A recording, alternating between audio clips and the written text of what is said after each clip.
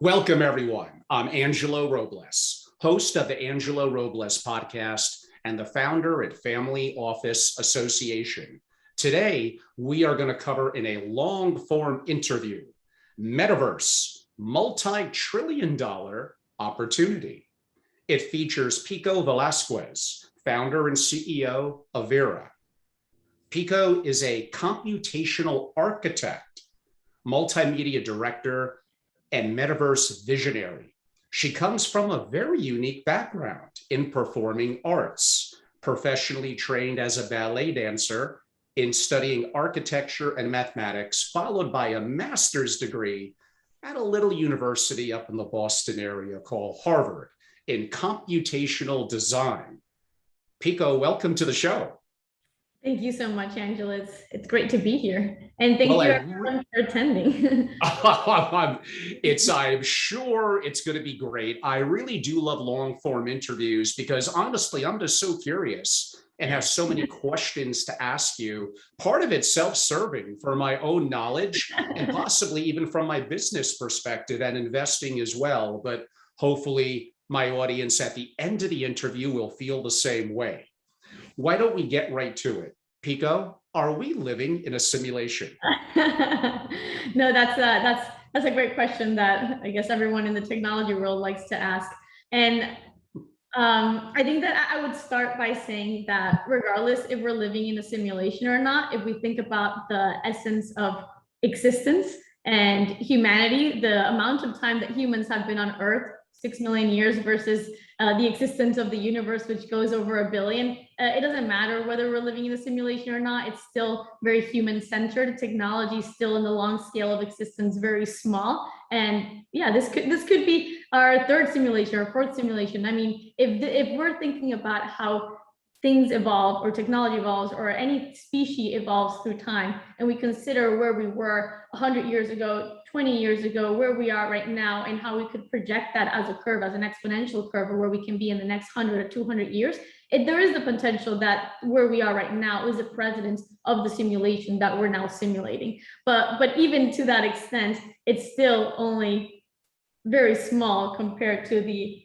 bigger escape of what existence is. So I think the bigger question is not if we're in a simulation. The bigger question is, why do we exist? How do we exist? If of maybe the 10 people I've asked that question to, it usually is a yes or no, sometimes no with a little bit of anger in their voice, I might add. You probably gave the most comprehensive answer to the question, and you got me thinking. And actually, I'm going to have some questions as a follow-up that relates to that, probably coming up shortly. So how did you transition from a traditional background, if I could use that, in architecture, to taking part in, I guess, initially an immersive video game design with your experiences and interest?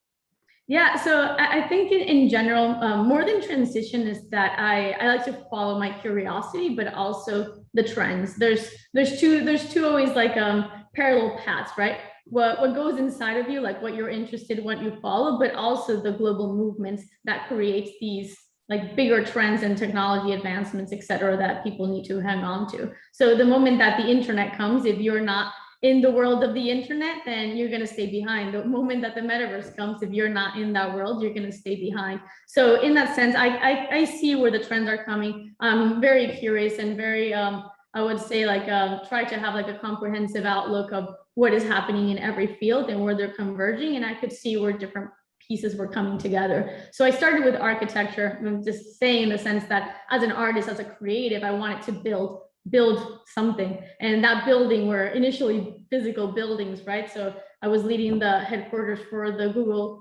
new Google headquarters in Mountain View with the Archangels group. Did some projects for Cirque du Soleil, some projects in Colombia, houses, hotels, stadiums, all these sorts of things. And then I started getting interested in what was the correlation or the overlapping between the physical and the digital.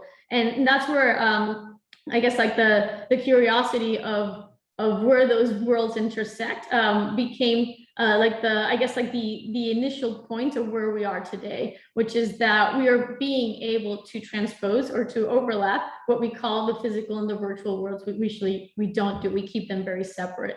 So I was working with projection mapping with LED screens, QR codes that link to your phone. These all become portals in a way to merge these two spaces.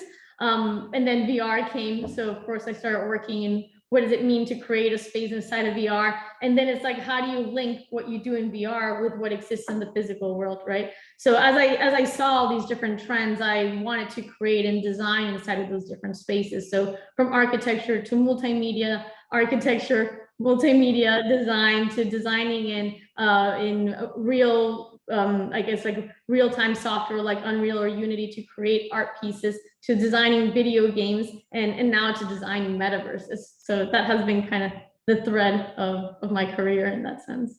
Yeah, like your background in architecture, and I'm going to tell this to the audience when you provide some of your websites, and you mentioned some of the work that you've done for Google and others. I'm going to say this for you because you're going to be very modest. Pico's design capability is extraordinary. I mean, you see the images of what she's done, and like, I want to be there. Like, I want that metaverse to be kind of my reality, and we're going to get to some of that shortly. But I'm telling you, here, her design, touch, and expertise, coupled with the technological proficiency, it's extraordinary. I mean, it's not the weak pixel images that some of you may have a mental image of the metaverse. I mean, like, wow, it was impressive. The other thing that I wanted to know, because I know my live audience and my audience that listens in a recording and viewing is going to ask, you know, Angelo, these long, near 2-hour educational videos, but I promise we're going to talk about two other things. It's not just going to be about education. We are going to talk about how you could participate in the metaverse as an investor. We're going to talk about several potential options there. And even me with my company, maybe we'll use it as an example. Like your company, if you're an entrepreneur, if you're working in a company, how is the metaverse going to impact you? Or how could you stay ahead of the curve and create in the metaverse as a company? So I promise it will be more than strictly a broad education. When did you first hear the term metaverse? I mean, I think the term itself was coined by Neil Stephenson, right? Snow Crash. So I heard about it. I read the book, but I think that it was in the borderline of being sci-fi, right? There's a difference between hearing a concept versus actually seeing it being embedded in reality. And I think that's where you have to start bridging the gap of what are the possibilities of what can exist versus where is the technology or the level of proficiency in the tools that need to exist to make it happen, right? So I think that is the piece that has been bridging, right? So even like, I mean, if you look at like VR, for example, the concept of VR being able to have like a stereoscopic view of like seeing two things from from different direction and putting them together to create what would be like a virtual environment that seems real. This has been tested throughout. I mean, I can't tell because I'm not a VR expert, but I would say that it's been at least 15 years. But it became more, I guess, like more proficient or more consumer ready in the past 10 years that we saw with Oculus, with HTC Vive, etc. Right? So there's always like the initial concept, the testing, and then how do you take it to a consumer product, or how do you take it to a larger audience? So that's what we're seeing with the metaverse right now, that it went from being a concept to all the technology, like all the underlying technology that needed to exist to make it happen is now underway. It's not fully there, right? Because there's still a lot of things that we look at the metaverse being a place that is supposed to be synchronous for absolutely everyone consistently. There isn't a place that can hold virtually, including Fortnite, everyone in a single place, right? They use something that's called shards because they have to subdivide based on the capacity of the servers, etc., how many people can be simultaneously inside of a space. But you can create parallel spaces that are having the same experiences simultaneously. So there's a lot of things that are still on their way, but we're getting so close that the creation and the development in every aspect, the technological, the creative, the community, the social, like all the things that need to come together to build it are already starting. And I think that's the I guess that's the exciting part, because we're building it. Afterwards, it'll be a product to serve others, but this is the time to build. And then after that, it'll evolve into things that we don't even know yet. So that's the second most exciting part. How true, and that is exciting. And for those that are not familiar, that term metaverse and avatar was coined in the book that you mentioned, 1992 Snow Crash. I highly recommend it. What does the metaverse mean to you? Oh, to me. Very Like specific. the metaverse to the world, to me. What does it mean? I mean, I think there's a lot of different meanings. I'll say one in the sense of like, so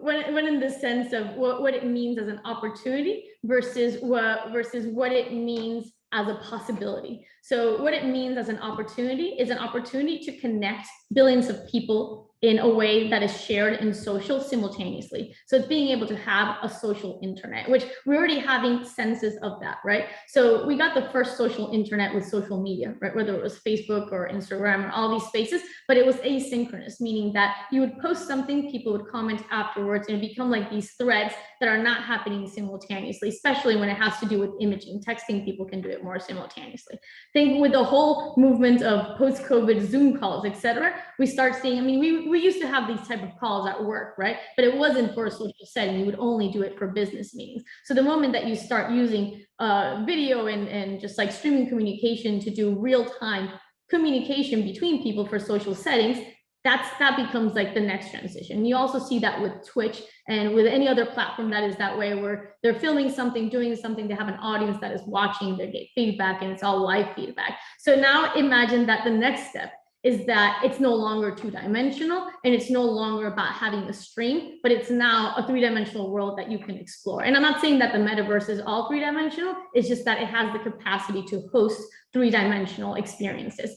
I mean, just because it's three-dimensional or x-dimensional, it can still hold any dimension that goes under. So it can hold two-dimensional things. But the essence is that it's for the first time that in a social setting, we can have commerce, we can have a whole economy around a space that can be served for millions and billions of people simultaneously. So the positive, yeah, and sorry if I sometimes answer too long, but no, that's okay. But the possibilities are absolutely endless, right? Because one thing is external. Sure.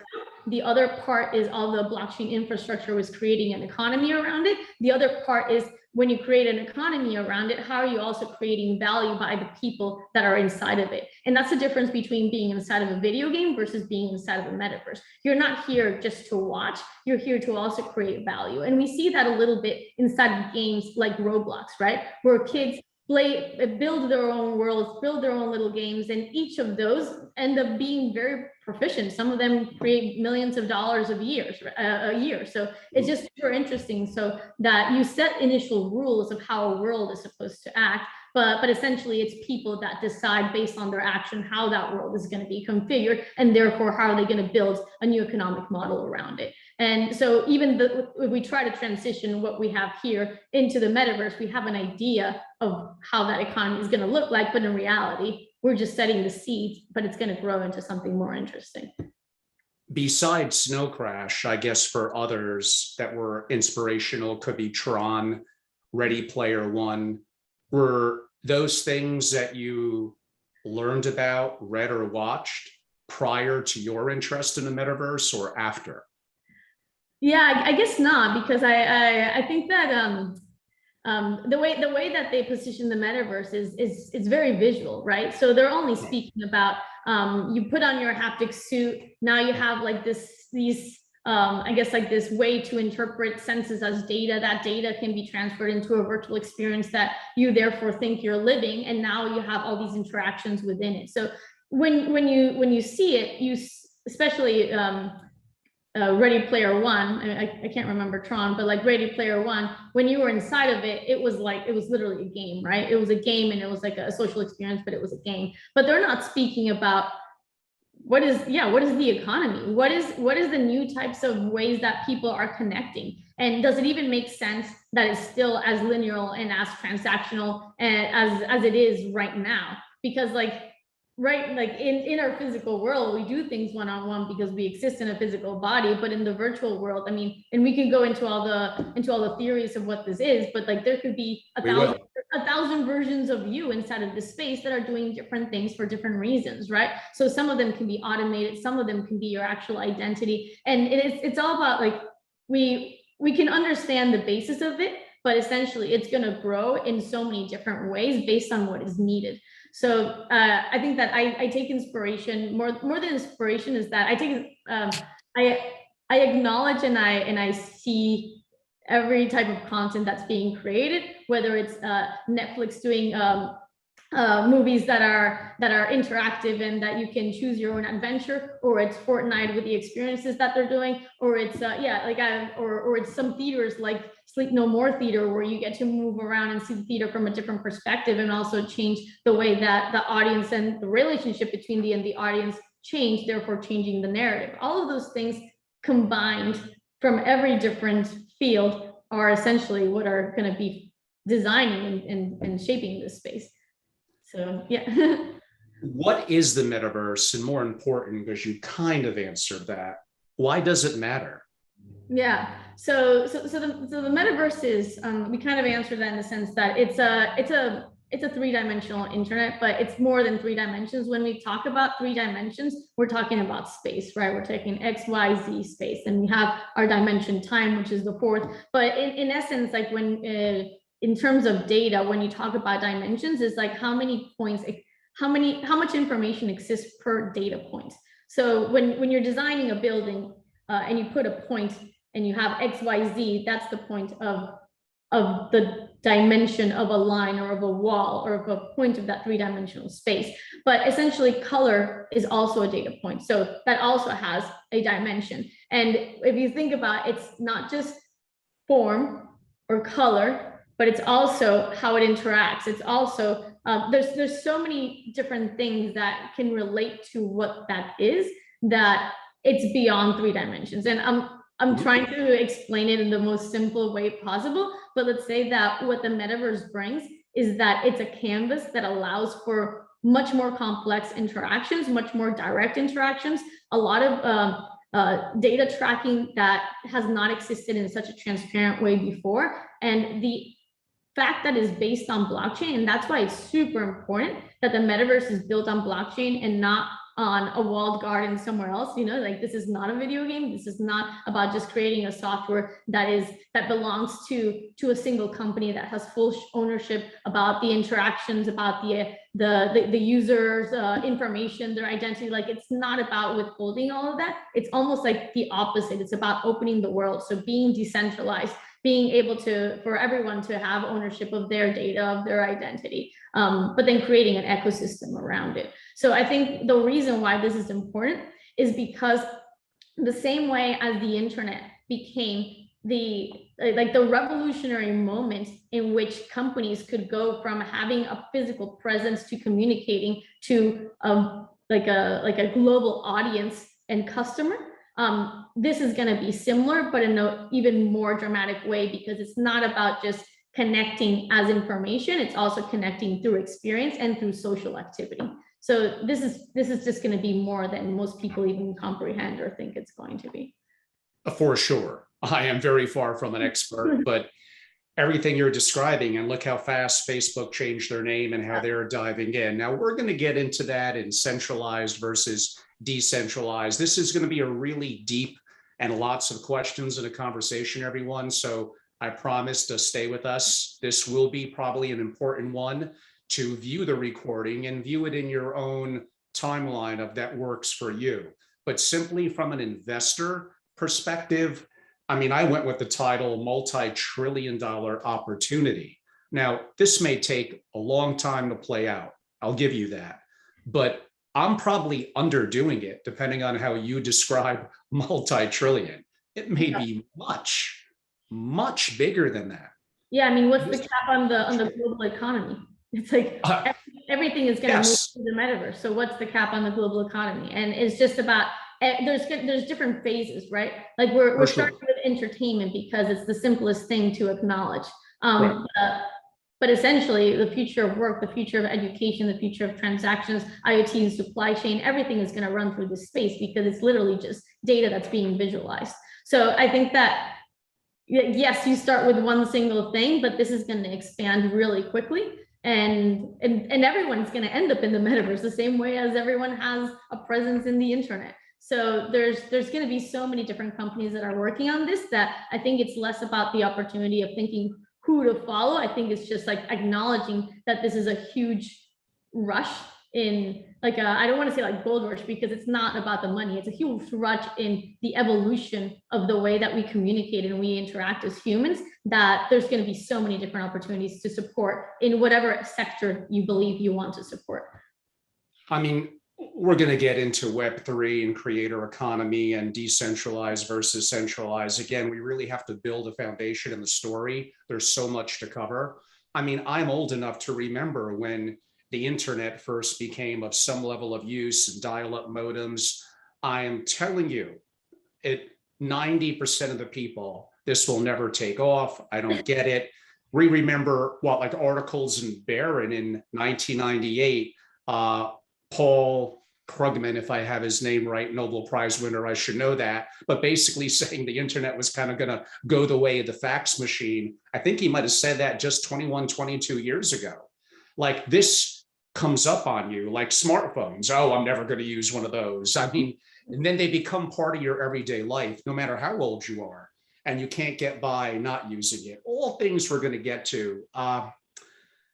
Define, this is a weird one, define building the metaverse correctly to you. Yeah, no, this is a very important one, right? Because this is when you're building the infrastructure from scratch. And when I mean building, it's not literally designing buildings, but it's designing the modes of communication, designing the system and the infrastructure for the economy. Because we think like, what is the infrastructure for economy? It's how do you design transactions? How do you moderate transactions? So that's why, for example, smart contracts are really important, because what blockchain is doing right now, it's not just about decentralizing the information, making it transparent and making it authenticated, but it's being able to lock digital contracts that get executed at a timely manner, whether it's now or it's in 5 years or it's executively. Like there's all these things that it's not just about doing it once, but the automated version of what contracts can be. So for example, in the art space, this is the space where artists are now having smart contracts that can incorporate royalties for the future, right? Or that can incorporate, I guess like what's important is that if we don't design the contracts correctly, they will be only transactions. If you morally design contracts that are thinking about who are all the all the stakeholders that need to be a part of these transitions right now in the future, regardless of the platform that they're on, then you make sure that the ecosystem is healthy. So that's why, for example, for us, it's super important that artists get royalties on their smart contract and not on the platform, which surprisingly, all of the companies that are doing NFTs right now have the royalties on the platform, meaning they leave the platform. Because remember, we're no longer in the blockchain. You're no longer tied to the place where you're seeing the information. When you're in Facebook, whatever you upload to Facebook is on Facebook. You can't just you can download it and put it somewhere else, but it's not like that same piece exists somewhere that you can transfer. When you're in the blockchain, the pieces that you have can go from OpenSea to Decentraland to Viira, back, and to all the places that don't exist yet, and they are not owned by anyone. But what isn't being attached to the smart contract will get lost in the process. So let's say if royalties are something that the platform is as an individual company giving back, then the moment they leave the platform, then those royalties no longer exist. So how do we make sure that all of those things are being incorporated in the smart contract so that they stay consistent regardless of where those assets move? Because right now we have these little holes of like what we think the metaverse is. It's these games, these little, right? But at some point, it's all going to come together. So when it all comes together and we can have like full interoperability between platforms, interoperability between blockchains, between tokens, between everything, that's when it becomes the major system. So the things that belong to individual platforms will get lost in that process.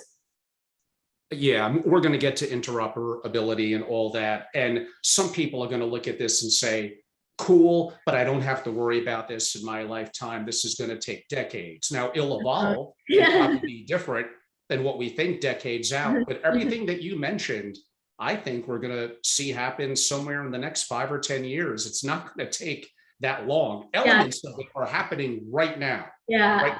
Yeah, it's probably going to happen even sooner. And I think just like the internet, you can say like, I don't need to be a part of it, and that's okay too, but you're going to benefit from it as well. So I think that it's realizing that it's happening regardless. And if you want to take advantage of realizing it soon, it's like if you had known that Bitcoin was going to be such a success 10 years ago, if you could go back, would you invest in it or not? I mean, you'd have to be like really idiot. Oh, there will still be people that will be an idiot and say no, but I'll try to be a gentleman and ignore that.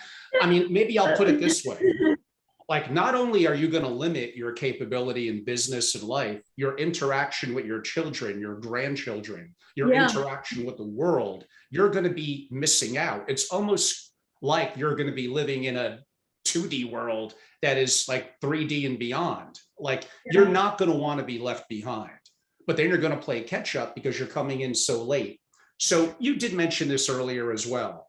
Like, the vision for this comes from, let's call it science fiction, probably over long periods of time. We mentioned 3, Ready Player One, Snow Crash, Tron, but we just didn't have the technology, the internet connectivity, and even now with 5G, we probably really need to step that up to what's going to be the next level after that. But AR, VR, the blockchain. So really in the last 5 years, like, this really started to come together.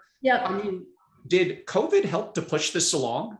Oh, definitely. Yeah. Well, because everyone was forced to think of different alternatives, right? You can no longer communicate with people physically. How do you make sure that you can still reach the audience, or whether it's work or it's a performance, how do you make sure that you can still reach the community that you want to be connected to? So one of the biggest pushes was through music, right? So concerts happen every year where you have millions of viewers. I mean, through each concert, maybe it's 50,000, 60,000 people that attend each concert, such a huge community that builds around it, the fanhood, the connection to the artist. I mean, this is such a big part of our culture. And then all of a sudden, no concerts, right? You're kind of stuck at home. So it's not just about watching movies, because you can watch movies, you can play video games, but there was still like that missing essence of connecting to something else. So that's when Fortnite realized, oh, instead of just a game, why don't I put in Travis Scott, or why don't I put in Ariana Grande in there? And then all of a sudden we can have all the people that were here have the virtual version of what they could have had in the physical space. So if it wasn't because of, of course, like, video games evolve in a very different way, but I think that people that weren't used to playing games transition into those spaces. Same as, I don't know if you have young children or not, but kids are having classes inside of Roblox, inside of Minecraft, inside of Fortnite. Like, this is the place where they're coming together to see students that they can't see physically because of COVID. I mean, I'm sure people can go back to school now, but and they probably haven't completely disassociated themselves from video games either, because they already saw the value that it brings for them to connect with others.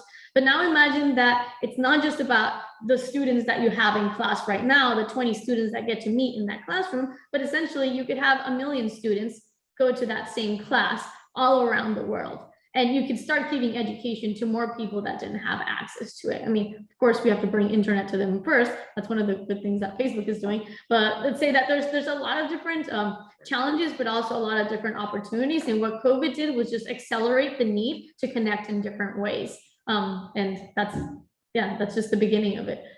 At a potential risk of hopefully not losing my older audience, I think it's really important to understand, and many of you have heard me mention that I have a teenager. I'm relatively active in gaming and things like that. I know, shocking for my age. You never know. When you have kids around you, that will kind of, and you want to be interactive with them, that absolutely is something you're going to have to be familiar with. But talk a little bit, you mentioned it several times, about how groundbreaking Fortnite actually really is. Yeah. Let's even ignore the fact that the creators are each worth billions and billions of dollars at this point, and probably no signs of that abating anytime soon, that it's played way, way more than global football and basketball combined. And now you're going to see inevitably the interoperability relative of skins and mass adoption and how that plays out in concerts and how they flex with skins. I'm throwing a lot of stuff at you. Kind of just explain how groundbreaking to many people Fortnite has actually been. Yeah. So let's just do a little step back and think. Could you guys remember Mario Bros? Of course. Kong, right? I was very young then, though, I might add. Yeah, so we started off playing games where it's just me in the game, right? You were the only character, everything else was designed by the game. So you started just by yourself, right? And it was these challenges, these storylines, like all the quests that you needed to do to accomplish something, and then at the end you'd be very happy you accomplished it. Then came the MMOs, the multiplayer or the massive multiplayer games, which are like League of Legends, right? And I mean, there's so many of these, Minecraft, etc. But this is a very big and very big step into the evolution of gaming, because you were no longer playing alone, you were playing with other people. And I think Mario had like Mario Kart, so you could play with someone else, but it would be someone next to you, it wasn't on the other side of the world, and it wasn't like a global thing that you could look at. And League of Legends has just been like an incredible example of how you can build leagues, little league teams around the world that don't need to know each other based on their capabilities, and they can compete against each other. And again, this is all a game, but this is going to transition into more than games.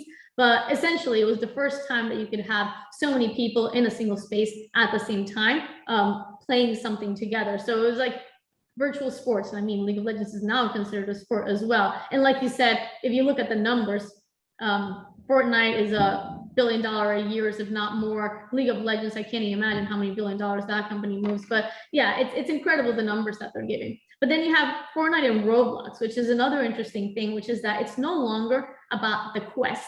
It's no longer about these quests that have been given by the master of the game, It's not about the game anymore. There's also the sense that you are your own identity. It's not just the character that you choose, but you are you, and you can actually just socialize. You can actually just go and choose where you want to be and build a community around it, right? So it's almost like social media going inside of a video game. That's what Fortnite and Roblox are creating. Absolutely. And then Roblox is even more interesting because it's about, and I haven't kept up like 1,000% with what's happening. I think that Fortnite has a little bit of this as well now, but because Fortnite used to be more about just like, the killing game that it had inside. But Roblox and Minecraft, what was super interesting is that it was the virtual Lego. You would go inside and build your own space, whether you wanted to showcase it, or essentially what's happening right now is that people are building games, charging for those games with the Roblox coin, and making money out of the games that they're building, right? So it's building an entire economy.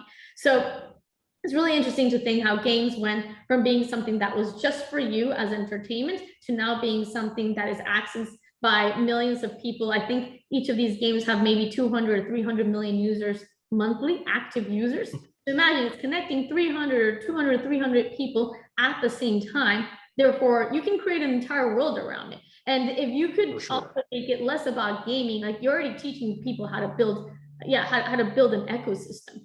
How do you make it more about education? How do you make sure that the content is not just about shooting people, but it could be something better than that? And I think that's definitely where Fortnite and Roblox want to go with the metaverse. I mean, it's really kind of cool how they give the game away for free. Yet you're saying, Angelo, they make billions and billions and billions of dollars. I mean, there's a couple of ways, but the main one is through what's called skins, which is something that effectively you purchase, and it's how your character that you choose what they wear. Now, some people will call that flexing. We're going to get to Nike and other brands. I mean, I'm going to give it away a little bit now. Nike and brands like that will make more money. Listen closely to this. Angelo's assumption in the metaverse within 10 years than they do with their physical products. And Fortnite, with its skins, was a little bit of a early adapter and kind of groundbreaking in that. So I know some of you are listening to this. There goes Angelo talking about video games and Fortnite again, but it is important. And as we're building the story of the metaverse and the investment opportunity and the impact that it's going to have on your life and what it's doing in concerts. Now, we have so much to get to. I mean, I literally may have 50 or 60 questions, so we'll move on a little bit from it. I'm going to change the direction a little bit. Hopefully you'll take this the right way.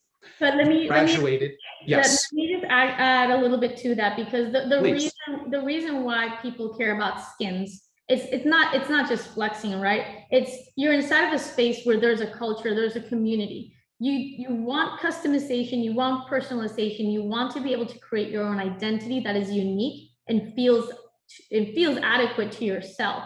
So I mean that's the reason why. I mean, because inside the virtual space, like, yeah, technically nobody needs clothes, right? It's like the big question is like, why do we have brands of like a virtual t-shirt in a space that doesn't really matter? But the thing is that people want to feel unique because they want to feel represented on the outside like they are on the inside. And this is something that happens in the physical space, happens in the virtual, happens in social media, will happen consistently throughout time. So anything that becomes of value to that, just can explode the economy. And in terms of why physical spaces or physical products sell less than virtual spaces, it has to do with accessibility and cost. So Nike, and I guess use as well. Like, I mean, how many Nike shoes or how many shoes do you need in your closet? If you're a shoe collector, maybe you have 100, but in the metaverse, you could have 1,000. And maybe you pay $1 to $10 to them instead of $200 or $50 for them in the physical space. So it's this combination of like convenience, space, and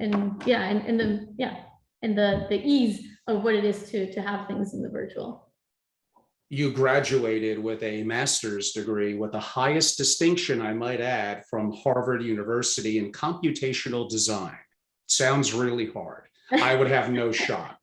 But I do have to ask you, I know it's going to sound a little off topic, but it will circle back in.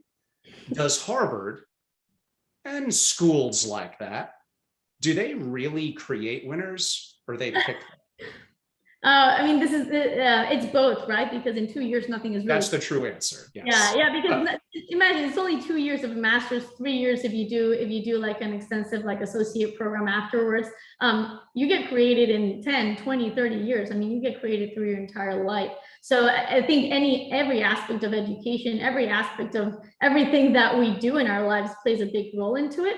But Harvard, what it does is that it identifies people that have both the potential and the discipline to push forward, because you need to be really passionate, very inspired of what you do, but also be disciplined enough through your career and through your education to pursue it to the highest level. So I think whether it's Harvard or it's Yale or any university per se, they'll have different standards and needs of what it is that they see or that they want to foster in people. And what Harvard does really well is that they see that and they help you identify and they help you build and support you in what you need to make the next step of your life possible. And again, community is so important. Like we said, not only in video games, but in spaces like this, being surrounded by people that are as passionate and as hardworking and as ambitious as you are in whatever field they are is very inspiring and very supportive in the process. So I think that's where the real value, I mean, the education as well, but there's a lot of value from multiple perspectives.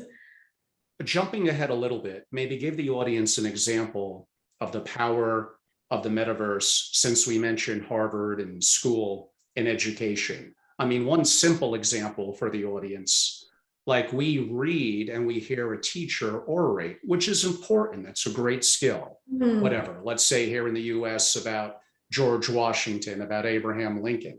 But imagine a very near future where through holograms and through the metaverse, that comes to life and it looks very realistic. And now there's a level, we're not quite yet there on the AI aspect of it, but perhaps even interacting with that character. I mean, everything about education, which is ripe for change, in my opinion, looks like it's going to be flipped upside down unless the establishment fights it tooth and nail because they want to protect their status quo.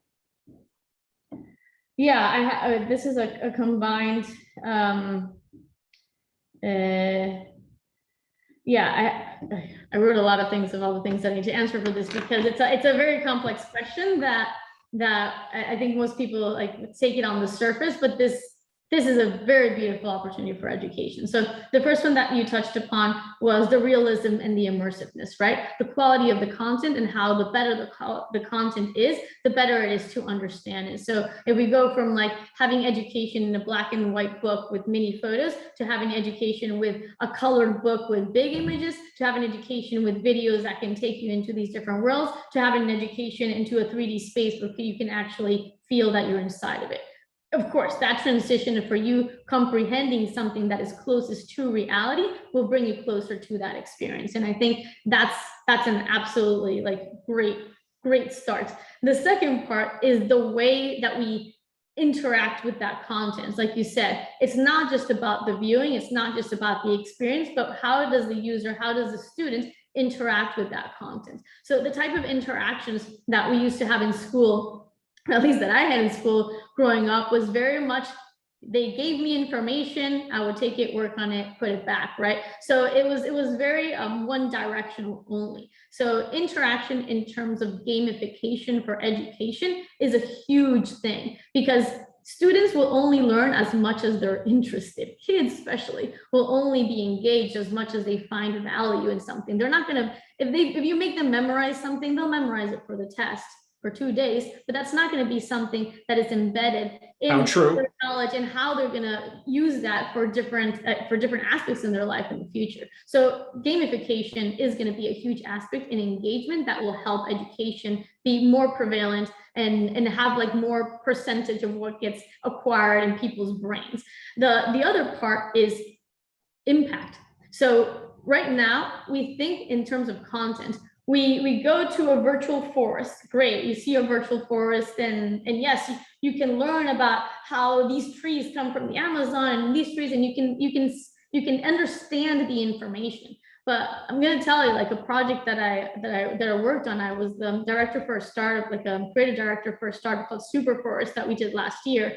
And every virtual tree that was planted virtually, we also planted in real life. So just imagine if students from the beginning, they're thinking about not only being educated and immersed inside of these environments, but how everything could be linked with impact in the real world from the start. So I think it's how do you merge all these things to make sure that you get the most value in terms of experience, that you get the most value in terms of engagement, interactivity, but also in how that interactivity can actually have like social and environmental consequences that are positive for the real world.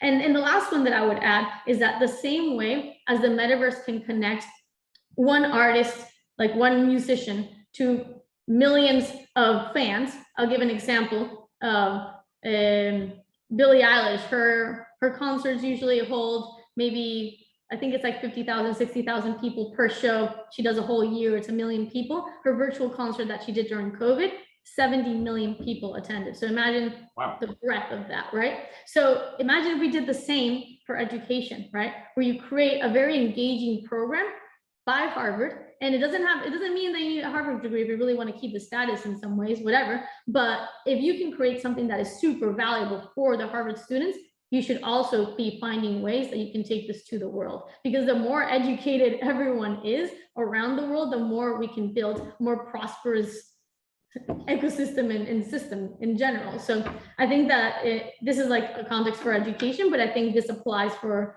every other industry as well. You grew up in Colombia.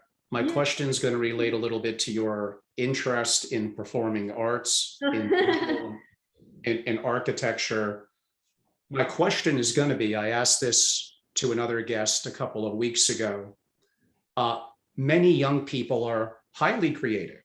They think of so many different things. And then sometimes it's those around them. Often it's their parents. And they mean well, but they often stifle a level of that creativity, often at relatively a young age. Yeah. Apparently you are not stifled. What recommendation would you have with your experiences as you grew up to encouraging people to think big and to dream? Yeah, no, I think this is another one that it has to come in both directions. One is as an individual, you have to really be in touch with what you love and what your real value and passion is to the world, because it has to feel like it's yours. If not, it becomes work. I work 24 hours a day, even when I'm sleeping, but I don't consider it work because it's my passion. Like, I'm creating all the time. So one part is like being in touch with what you really feel is your true value and having the courage and the support to pursue it. But the second part comes from the outside, which is, again, that's why I think the metaverse for me is so interesting, is because from the outside, we can build an infrastructure that can support it.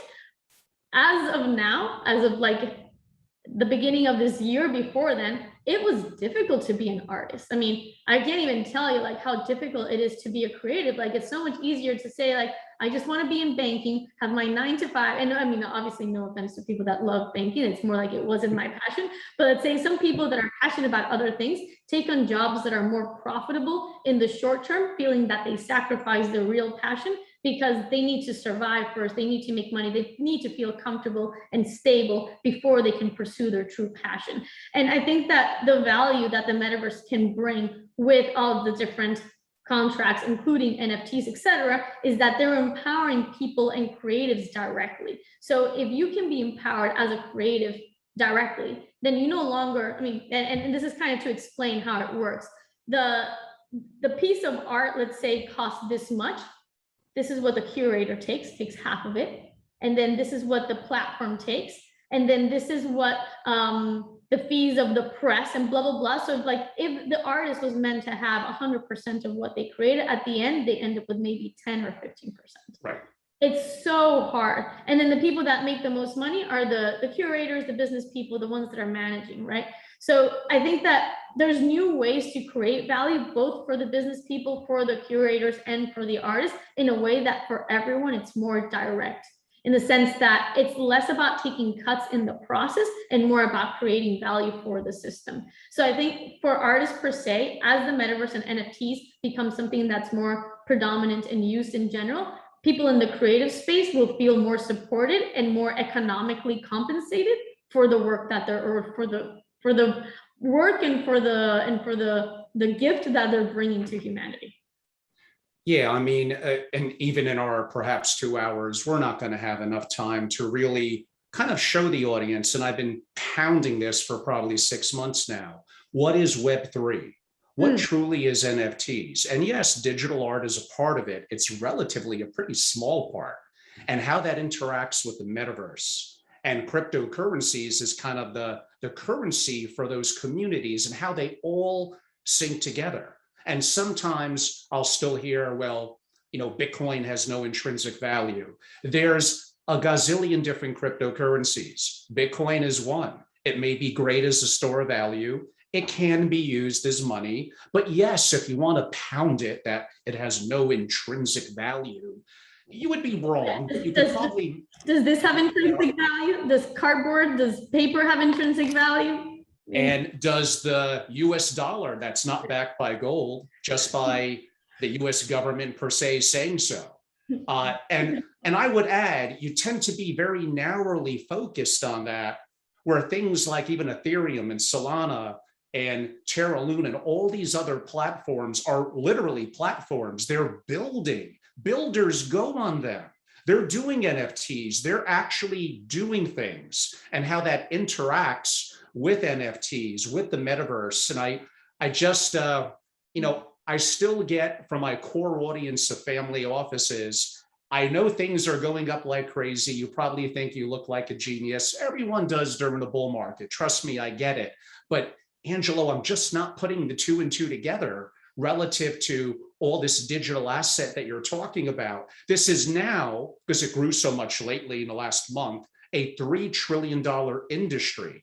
I'm telling you, all of this combined, and not decades out, is going to be hundreds and hundreds and hundreds of trillions. You're going to miss out on it if you don't, and you're not too late. Now, you might have missed the early stage, but we're at that next level. It still is early. No, this is so big that, yeah, there's always a moment to jump on board, and you just have to follow whichever are the ones that are the leading companies doing it, right? Because things fall and rise, etc. But the movement itself is on a rise.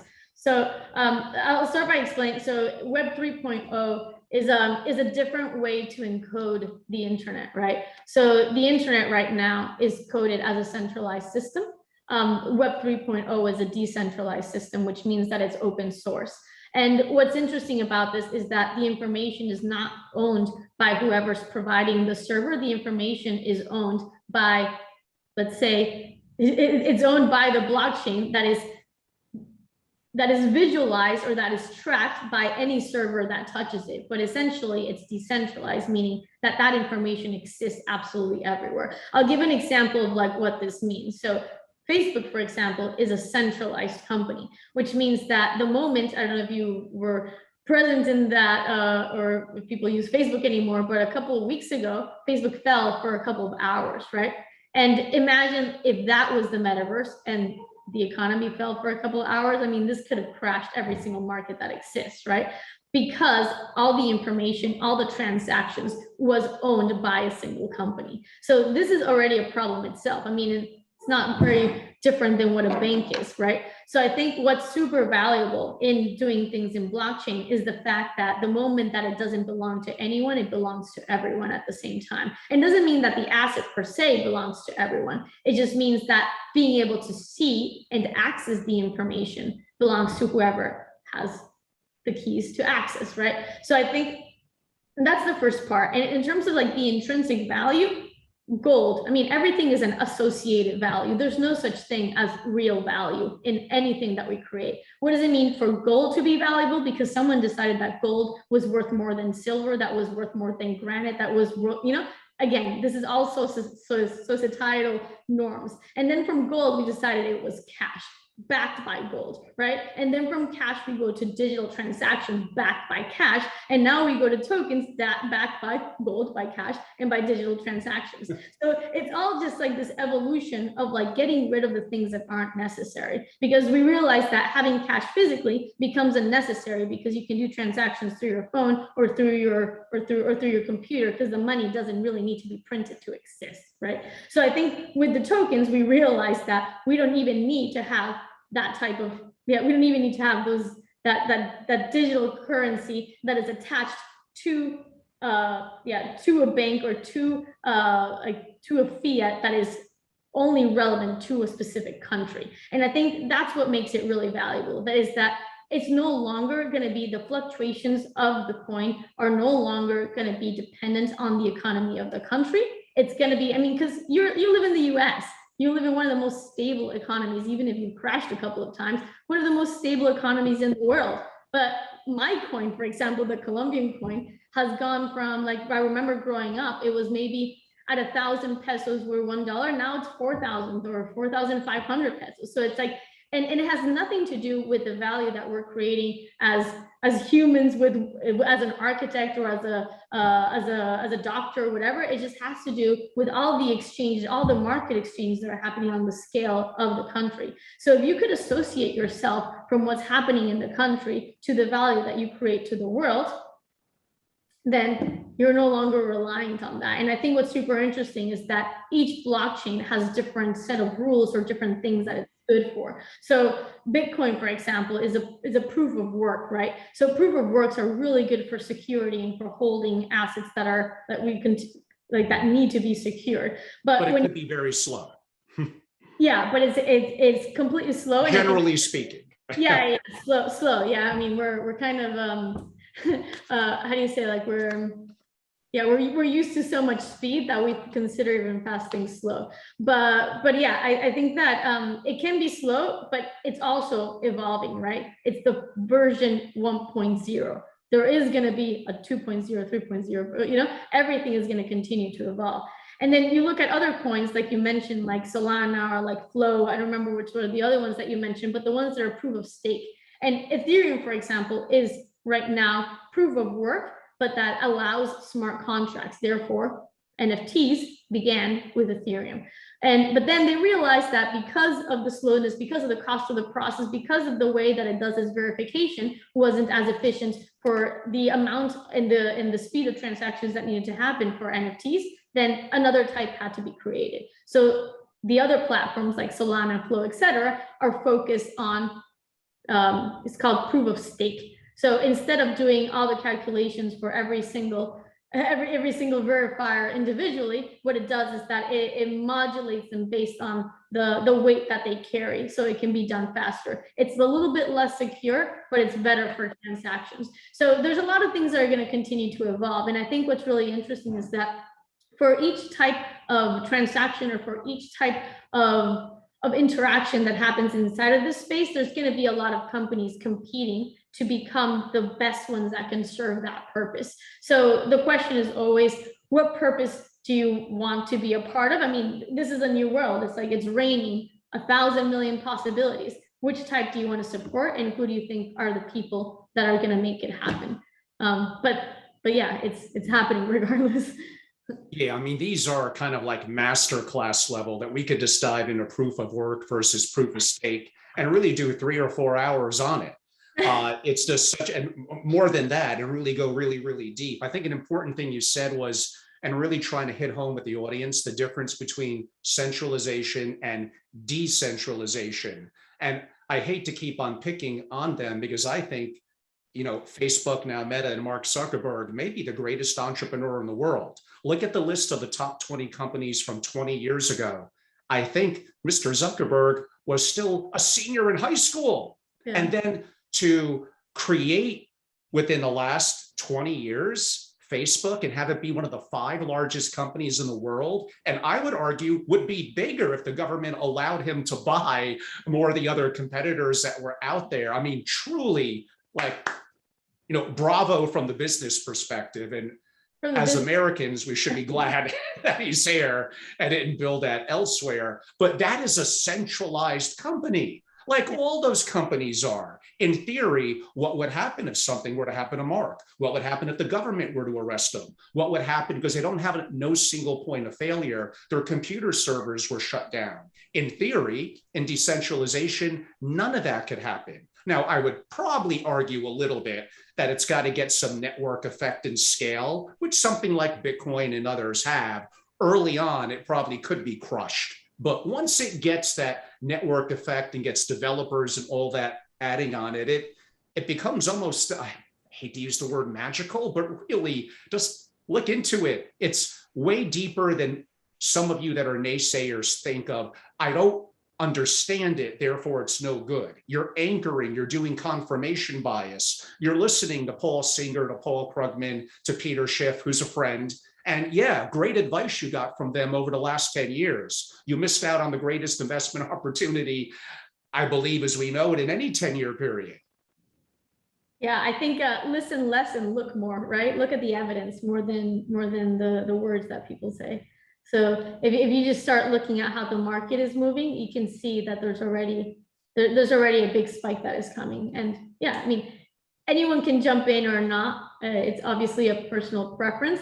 I think that Angela is really encouraging to support the people in his system, like in your ecosystem, in your community, to help them realize of the huge opportunity. But at the end, like, and big opportunities are, yeah, you can either take them or lose them. Probably only about 10% are following it. And by the way, that's cool, but you should be thinking for yourself, make your own decision. The metaverse is going to affect our spaces, but how is it affecting our identity and meaning? Are we kind of creating a whole new world? Yes. Yes, we are. That's a little scary. It's not. I think what's scary is making it a dystopia, right? And I think that's where films like Ready Player One have kind of like a negative connotation, in the sense that what's scary about it is thinking that we're going to be neglecting the physical world to live in a virtual, and that we're going to be kind of tied into these engagement biases like Facebook does. And that's why I say, yeah, I think Facebook is very encouraging and prolific in terms of the economic value, and a lot of the communication value as well, but it's also caused a lot of harm in the sense that it's taken advantage of the intrinsic nature of human beings to want to be engaged or want to feel like they're being looked at. And if you look at like mental health in early teens, etc., there's a lot of problems that come just from like this obsession of being liked, of filters, of how you have to look on the outside of creating a virtual image versus actually just living for yourself. So I think that with companies like this, with movements like this, comes a lot of responsibility. And I think that's where it's important to always have like a clear balance of the economical value, of the technological value, which has to do with like the tools that you're giving, but also the societal value that people are going to have. Because if not, what is the purpose of having trillion-dollar market in a society that can't sustain itself or that is not healthy mentally or physically? So I think that with any type of world like this, what's really interesting and what's really fascinating is realizing that we are at the verge of being the ones that create it. And we are the ones that have the power to do so because of our connections, because of the financial background that we have, because of maybe even the education that allows us to have the freedom to think this way. So if we're not the ones creating it, then who will? So I think what I'm mostly passionate about is being able to set those frameworks that bring value in every perspective. Will avatars in the metaverse need to even look human? I mean, our transition to a persona in this new world, maybe, and we talk about being anon and avatars. We see people on Twitter doing their CryptoPunk as their image. I mean, everything is changing. We're perceived a certain way, yet in the metaverse and through avatars, we could showcase to the world maybe our inner self and who we are, and that's positioned differently than, I don't know exactly what my question is, but I know there's something there. Yeah, no, I think I know exactly what your question is, which is that why do we feel like our physical identities have to be the same as our virtual ones? And I think that it's our physical ones, of course, are limited to our physical conditions, which is that we have bodies, therefore we look like this. I mean, you can dress up all the time, and I think we should. There's no problem with dressing up at all. But in the virtual space, if you were to define your identity, I think some people would want to feel human. Other people may want to be animals. Other people may want to change every second or every year or and this is where like all of this like personification and customization comes on board. And in spaces that are fully free, I think you're going to see all sorts of crazy things, from the most creative to the most offensive, right? There's going to be a range of absolutely everything of how people want to express themselves.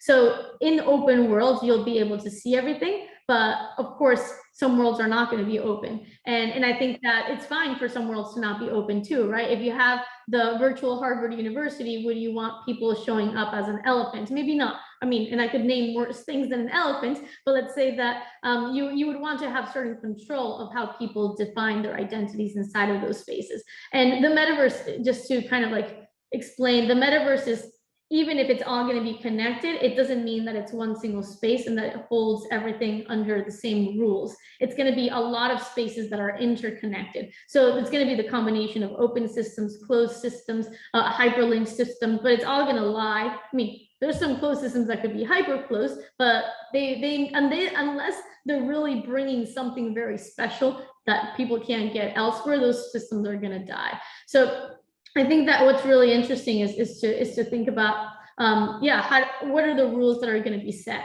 and if there needs to be rules at all. I mean, there always needs to be rules, but who's going to set those rules, and to what extent, and how you express yourself in every way, and how you look, and how you talk, how you communicate, what you create, how you trade, transaction, etc.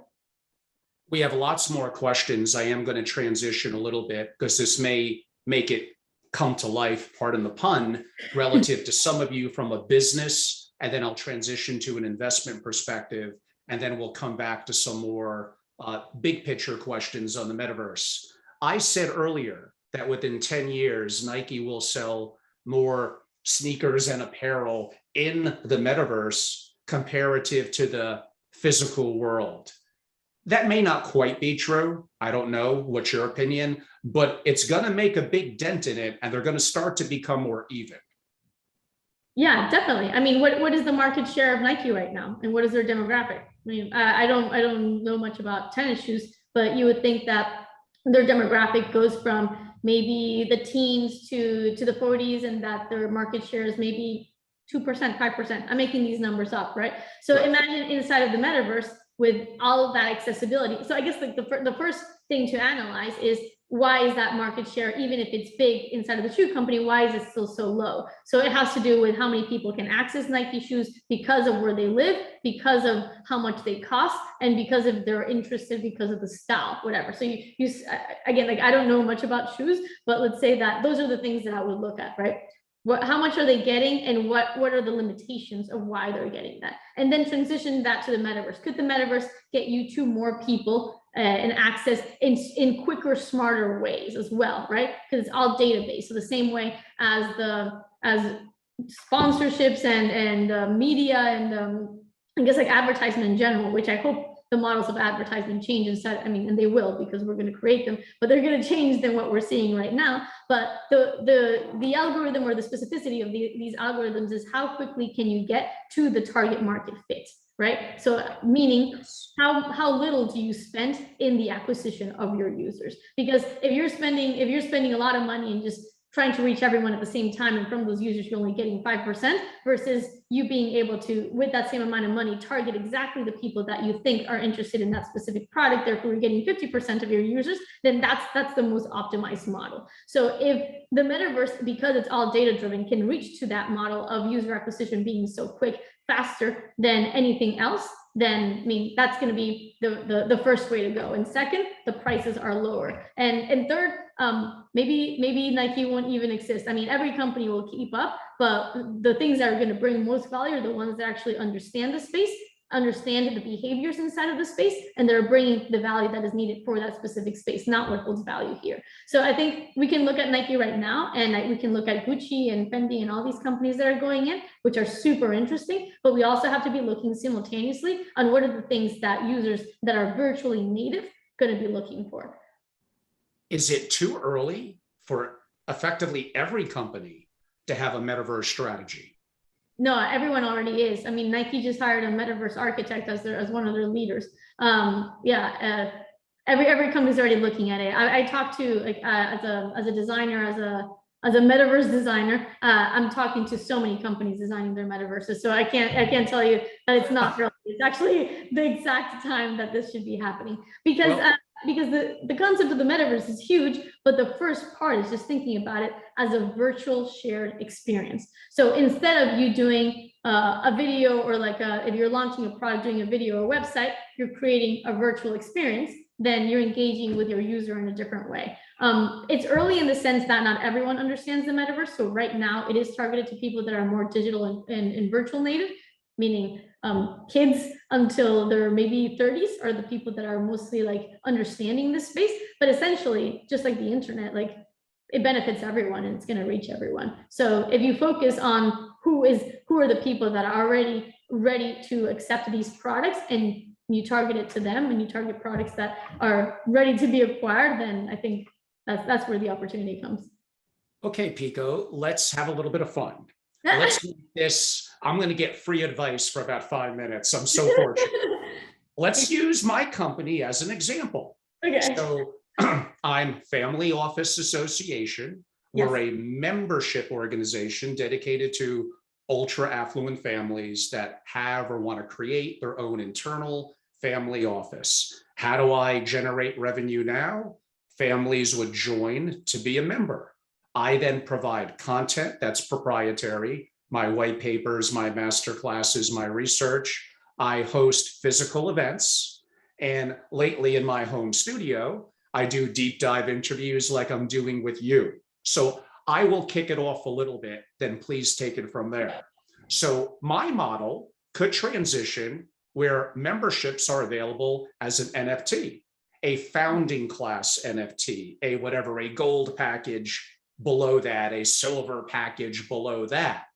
So it's an opportunity for people to participate in an organization, get quote unquote said benefits, maybe even have a say to some degree in certain decisions and how things are done. Now, here's where it gets interesting.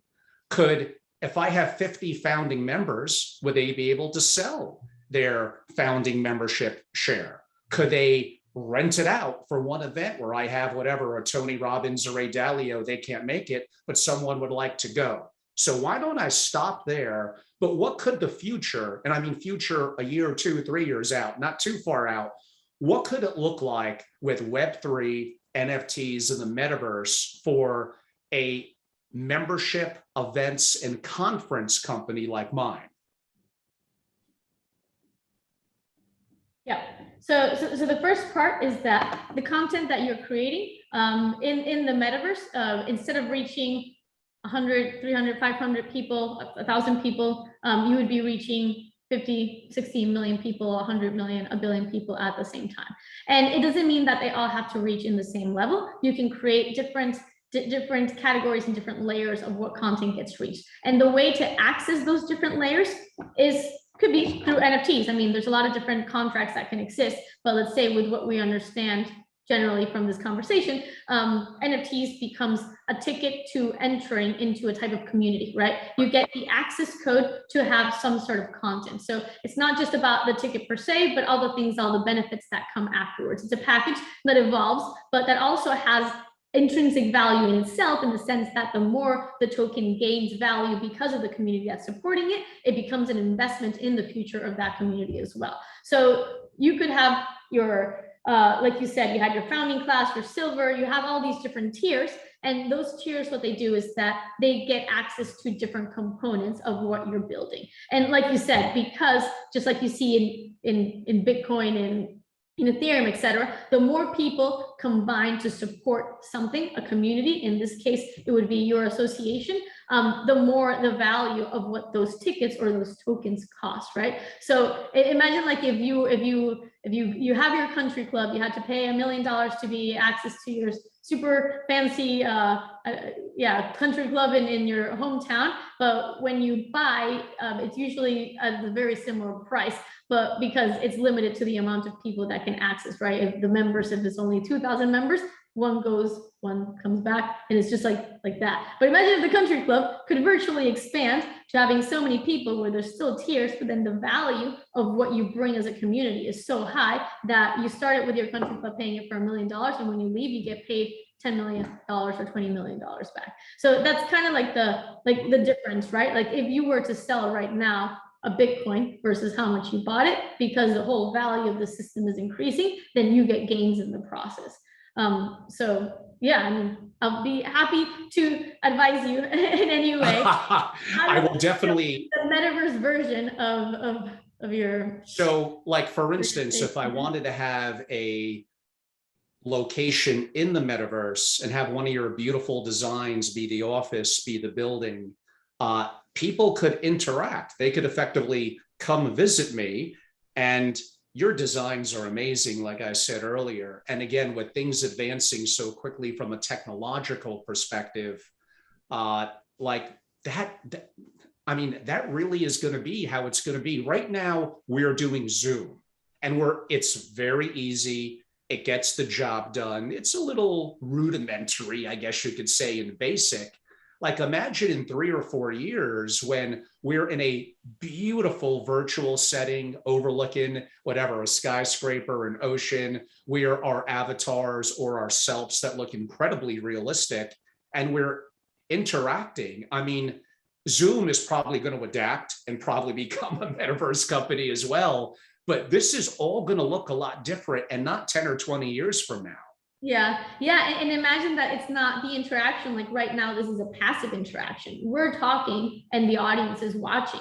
I don't get to see the audience. They don't get to talk to each other than a chat that is linear. But the space, like in the metaverse, I mean, obviously the term metaverse, it's so complex that it's not only virtual reality, but let's say that when the metaverse enters virtual reality to that extent, then it becomes a space where you can be interacting with everyone at the same time. And then the shards, or the way that people could be dissected or I guess like segregated into different tiers, could be based on the rules that you set, right? Because you could optimize for people to meet with the people that they're interested with, right? Instead of having to meet everyone. So you could optimize if there's a room of, if there's 10 million people, but I want it to feel like it's rooms of 200, we have to just subdivide the 10 million people into groups of 200. How do we mix match like people that are going to be more interested in each other to meet inside of this space? Well, I mean, you're doing work for companies like Google and others. You may be a little out of my price range, but maybe I'm a good negotiator. We'll find out. No, price is whatever you set, and I think that I mean I work expensive. I work for free. It all depends on Well, on you deserve to get paid. We see the company formerly known as Facebook, now rebranded as Meta, probably going to be a leader in this space. Microsoft also announced their plans for the metaverse. So those are what, two of the top 5 biggest companies on earth. I'm going to do a Twitter reference for my cyberpunk friends out there, which of course we're part of as well. If you're not following Punk6529, something is probably wrong with you. So make sure you follow him or her. I'm not sure who it is on Twitter. It's an anon. And that's their CryptoPunk, by the way, 6529. But he or she has written amazingly eloquently that some concern of large tech companies with their, I mean, Facebook has what, 3.4 billion, it's incredible, billion users. That is our future kind of going to be a centralized metaverse? No, so I think that at the beginning, the people with more money and with more audience are the first ones. I mean, when I mean people, it's like, I mean, these companies with the larger audience and the larger pockets are the ones that are going to make the biggest leap. And what's going to be positive about this is that they're introducing the world. I mean, everyone that's actually building the metaverse, because I mean, again, I haven't talked to Mark Zuckerberg to actually know what his plan is, other than making it a VR space that is a better version of Facebook. That's what it seems like. So hopefully it's a lot deeper than that. But the essence, or like the value that they're bringing right now, is that they're educating their 3 million people about what the metaverse is. And switching the name to Meta, and like making this whole statement, is just bringing the awareness to everyone that's actually building it, which is therefore bringing more money for the people that have the good intentions and the good systems to actually build a real metaverse. So I think that centralized companies will exist, but at the end, if we can empower the people that are building the right type of metaverse, the one that is based on decentralization, of owning your own data, of supporting the right systems, of having the smart contracts that support everyone in the process, and that is impact oriented, and that takes care of humans' mental health, etc.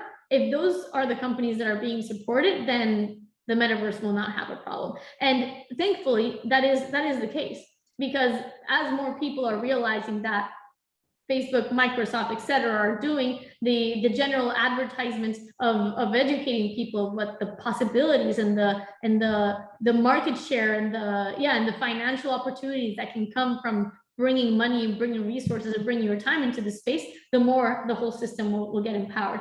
And at the end, users are the ones that support every system. If nobody used Facebook, Facebook would not exist. It's as simple as that. The problem is that no one has created something that's better. That's the sad part. Until TikTok. So that's why people are on TikTok and everyone's deleting Facebook. So I mean, that's another reason why Facebook is transitioning to being a meta company, because they realize that the value that they initially had through Facebook is dying. So I think that there's a lot of things that are changing. There's a lot of things that are leaving and transitioning. Some companies will survive, some others don't. But in a new space, there's always new leaders, and having flexibility and not being attached to any previous constraints of how things are built is the first way to lead. Because if you're already Facebook and you have a very clear idea based on your Facebook structure and models and users, et cetera, of how to build a space, then you're coming in with the wrong assumptions. I think the real creatives and the real ingenious of something that's going to be so big is going to come from new minds and new people.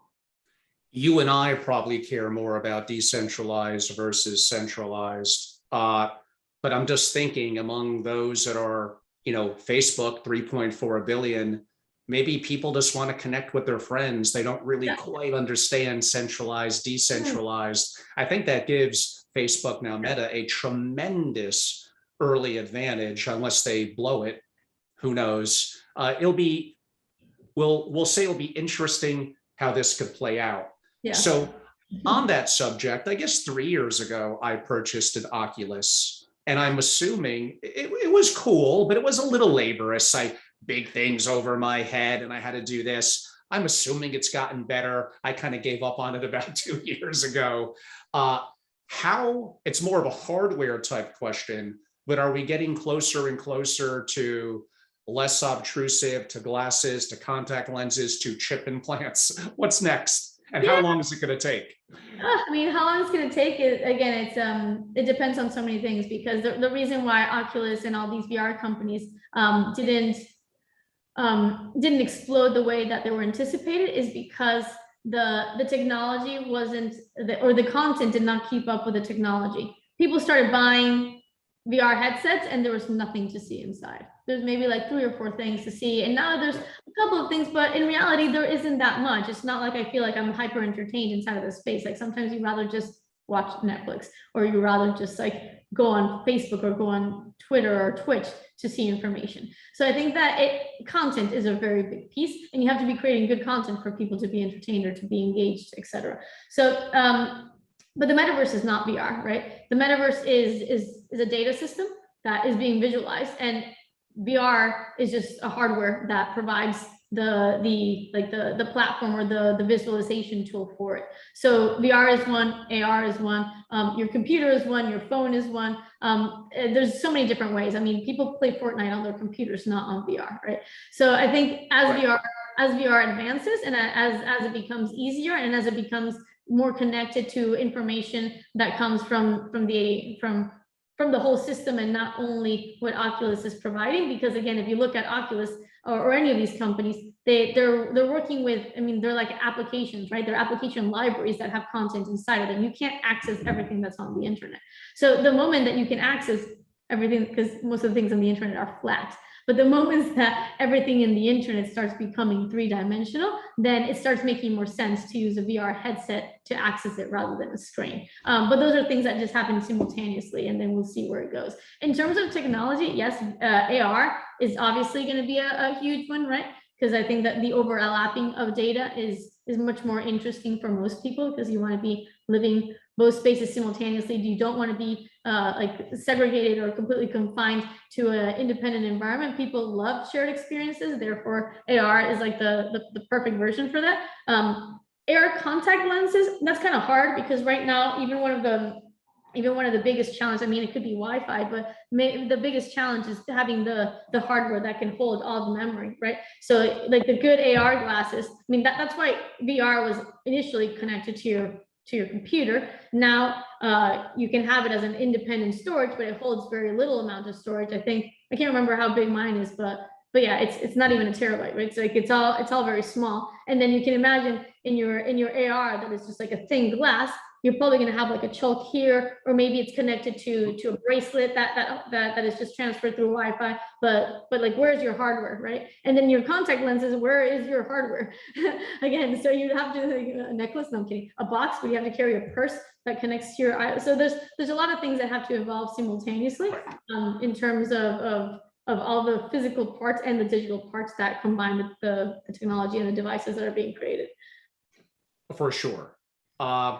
I know my audience is going to be interested in like opportunities to invest. You guys are talking about trillions and trillions of dollars. So before we get into that, just a reminder, this is for educational and entertainment purposes. It's opinion centric, and we're not perfect. We might be wrong, or our opinions adapt as the days, weeks, and months and years go by. Whenever you're investing, you need to do your own diligence and make your own decisions. And do understand, especially something earlier stage, you can lose all your money. Okay, that being said, so pretty obvious, I think a way to invest in the metaverse is to invest in formerly Facebook, now, Meta. That's one option. Roblox, a company we mentioned, is a public company. So those would be easy ways. Microsoft's going to get in the space. There's going to be other opportunities that those companies are going to need. I don't know, it could be semiconductors. So, think of opportunities in public companies you could invest there. But I think my audience is going to kind of know that already. They're going to want to know, are there VC companies that specialize in the metaverse? Could they invest on AngelList in some syndicates, assuming they're a qualified purchaser? And how I have some direct and indirect exposure is through Decentraland, through Sandbox. Now, currently, you would need to go know how to go on MetaMask and use swap browsers, but wilder world. So that's just 3. There's more. The reality is, I don't know. Some of them may be tremendous winners. Some of them may be stagnant. And probably in 2 or 3 years, some of them will effectively be dead. I just don't know. How should an investor look at this community? Like everything, diversify. So what I would do is that I would do 50% of something that you feel is very stable. The other 50%, keep it on small things and being diversified, meaning diversified between tokens, platforms, hardware, software, content, and infrastructure. Meaning tokens are like Ethereum, Solana, Flow, etc. Right? Right. Yep. That too. I forgot that. Yeah, platforms are Decentraland, Upland. I mean, and I'm just naming a few. I'm not saying that those are good or bad. I'm just naming a few. Hardware, VR, AR, glasses, etc. Content, games, entertainment, infrastructures like safety, AI, etc. So there's like so many different components that if you think about it, this is a whole ecosystem that is rising. Do the big chunks on the things that are already successful right now. I mean, you can always take your money out, right? So if you follow Meta now, like it's going to be stable for a while. I mean, and you'll watch it go down when it does, if it does, right? It's not like it's going to happen overnight because it has so much money to back itself. But then the small ones, yeah, just do smaller chunks, but in a lot of pieces and see how it goes. But consider that it's not just one single space, it's a lot of spaces that are moving simultaneously. I mean, I would say a couple of months ago when I was asked, I thought it would be single family offices, often billion-dollar families, underneath the CEO or CIO having a digital asset expert. And one that didn't take off as much as I thought it would. And you family offices are really missing out. Those of you that are going to be more old guard with how inflation is going up, you're not going to be in that position in 5, 10, 15, 20 years. There's going to be a tremendous number of new family offices arising. But here's my bigger point. I really underestimated it. One person's not enough. If you really want to do this right, you may need one person on cryptocurrency and tokens, one person dedicated to NFTs, one person dedicated to the metaverse. And I didn't even get into things like staking and DeFi and all that. You may really need, if you want to do this right, which probably none of you want to do, but if you did want to do it right, you would build a team and you would go after it, looking to make billions of dollars. But again, maybe I'll do a masterclass on that one day. We'll see. If you had to recommend for a significant investing family, hundreds of millions of dollars or more, should they be putting basis points into this? 1%, 3%, 5%? Of their entire funds into the metaverse? A percentage, yes, specifically to the metaverse. Yeah, I would start with 10 to 15% now, and then and then grow it as it grows. You're hardcore. Essentially, I mean, getting in now means that you're going to be reaping the rewards, right? So if you get in later, sure, you'll play, but you'll play for the 6%, for the 10%, just like every other stock exchange is, right? So it's the same as going into Microsoft right now. Like I don't know what the percentage is, but you'll be going for something that's more traditional. If you get in really early, I mean, look at OpenSea. In 6 months, it became like I don't know how many billion-dollar company, and including an NBA Top Shot as well. 6 months, it became a $7 billion company. So if you start early, imagine having invested $10,000 in that company when it was worth less than $1 million. So I think if you go in now, obviously you're following the steep part of the curve, and then things flatten out. And when it flattens out, you put in more because it's more stable. Yeah, that's a very optimistic and aggressive way to certainly look at it. What I will do is I'm going to make a brief announcement, and then Pico, for the last half hour, we are going to go lightning round. So we'll see how many questions I could squeeze in. Okay. So I saved time not doing it at the end. I mean, I just wanted to point out that these kind of dialogues that we're having today with Pico, and she'll probably be joining us at some of our physical events in Miami this winter, maybe our Basel. And, these are the kind of connections that members of Family Office Association get. Now, one day, hopefully really soon, we'll have that model we discussed earlier, which will be NFT-centric membership. And trust me, it'll be way better. It's coming, but we're not quite there yet. And I'll have an amazing space in the metaverse, I promise, because Pico will help. But what I am getting at is you could sit on the sidelines, get some free content, and that's great. I want to do deep conversations like this. Pico's time is very valuable for her to give 2 hours for something that, neither of us are getting paid. But we want to help to spread the word, to help people educate themselves to make their own decision. But if you want the opportunity for deeper dives into one-on-ones, masterclasses, consulting, introductions to people like Pico and others, opportunities at some of my physical and virtual events to truly interact and get proprietary content, you need to see the value in that and want to join and be a member. So simply go to familyofficeassociation.com, look into membership and join. I have members that have been really active with me during the digital asset. And I admit it's a bull run. Bull runs don't last forever. I think it's paid for their membership maybe thousands of times over. So it just may be something to consider. Okay, let's go lightning round. Yeah, no, but wait, before you continue, yes. I'm launching my company in Art Basel, Miami this December. Oh, you are? Oh, I think Ed. So I was introduced to Pico through someone we both know, Ed Lowe, L-O-H, and Ed was an investment professional in a single family office. And I haven't seen him in years. I've known him for like 10 plus years. And he reached out to me, and he's so on the cutting edge and is able to adapt and not get anchored or have confirmation bias, to be open-minded. I'm so glad you guys connected. And I let them know that I'm going to be at Art Basel, Miami. We were perhaps going to get together. I'm hosting for my members a gathering at the Photon Blue. So we'll connect a little offline on that. We are docked in front of the Photon Blue because we have this mega yacht that's holds 300. Wow, that's a little fancier than my suite. It's a sustainable mega yacht, so it's carbon neutral. The founder, the owner of it, his grandfather was the founder of Earth Day, and we're going to be hosting events all week long on the yacht, offshore and docked, but also in the water, with events about the future of art, metaverse, NFTs, sustainability and impact, inviting all the leaders in this space. I can't name drop right now, but basically everyone who's who in the blockchain in any of these spaces are going to be there, and we're right in front of you. So we have to do something together.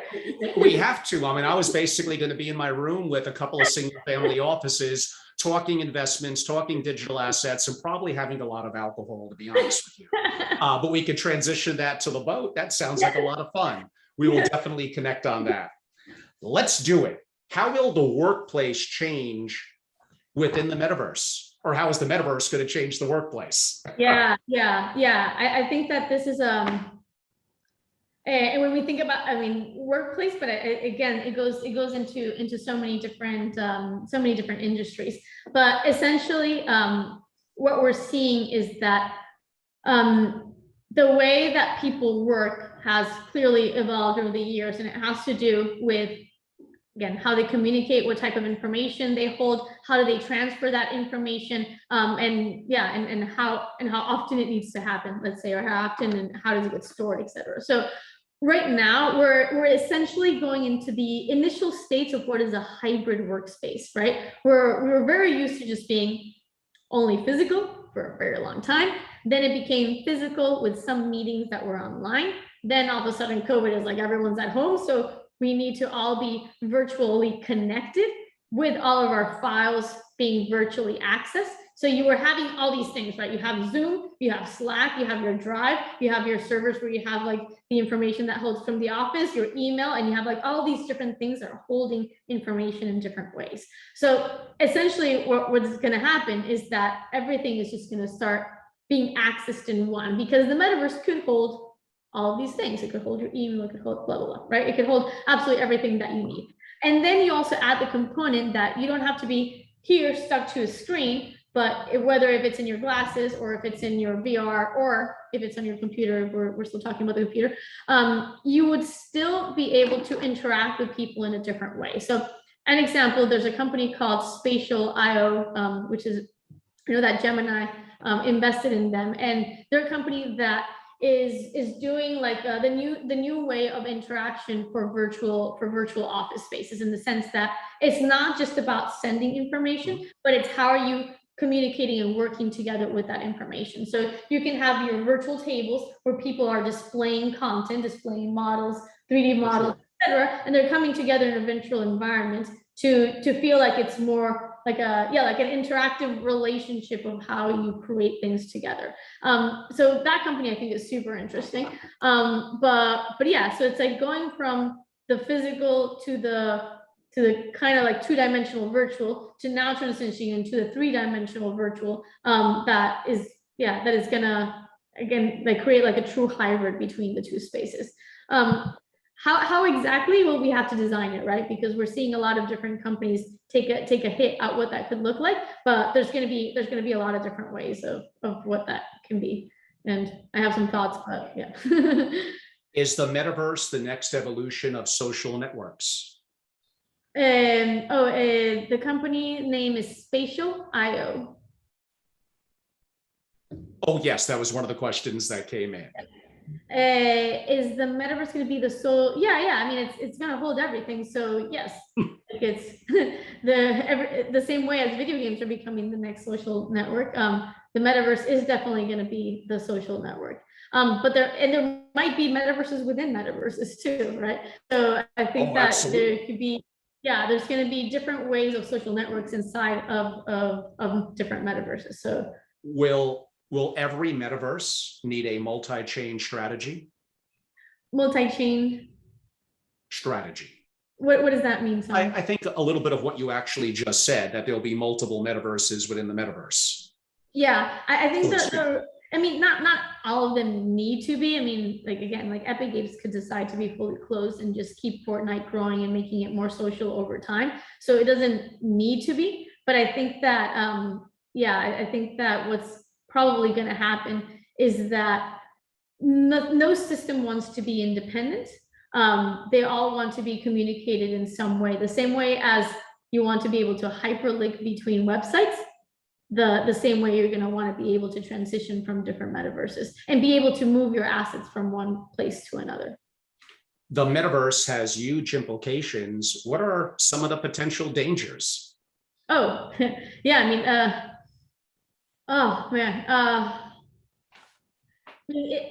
dangers that have to do with the internet as well, which is securing data, right? That tends to be a very big one. Biases, confirmation biases, and bubbles, which also has to do with data and with how you're optimizing how people see information. So if you're constantly optimizing for what people want and you give them too much of what they want, they forget what the world is. They only see through that lens. So that can obviously be a very big one. Mental health, of course, people spending too much time in a virtual environment and you forget that they have physical bodies that they need to tend to. The more we develop our heads, not necessarily in a healthy way, may mean that people are not going to be active enough to have a, like, let's say, like a wholly balanced life. I mean, if you can bund some more ideas, I can probably come up with more, but yeah, there's the same as the internet, and probably a little bit exponentiated.